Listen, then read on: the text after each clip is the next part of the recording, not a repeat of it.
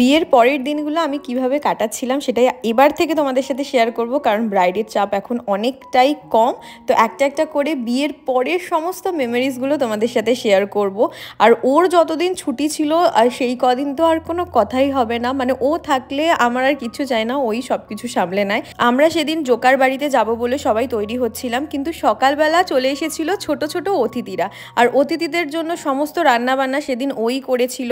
এই যে হচ্ছে সেই স্পেশাল গেস্ট, আসলে সেদিনকে যে রান্না করে সেও আসেনি, কারণ বাড়িতে কেউই ছিল না। আমি ভেবেছিলাম আমাদের বাড়িতেই খেয়ে নেব, কিন্তু অতিথিরা যখন এসছে তখন তো রান্না বান্না করতেই হবে। ও সমস্ত কিছু নিজের হাতে করেছিল, খুব ভালো রান্না করে, ও ভীষণ গুণী একটা ছেলে, আমি তার কাছে অনেক বেশি বেগুন। এই যে পুচকে দুই অতিথি এখানে টম অ্যান্ড জেরি দেখছে, এখানে তাতুই যেটুকু ভাত নিয়ে বসে যাচ্ছে, দেখো হাঁপিয়ে পর্যন্ত গেছে জাস্ট ভাতগুলো দেখেইও।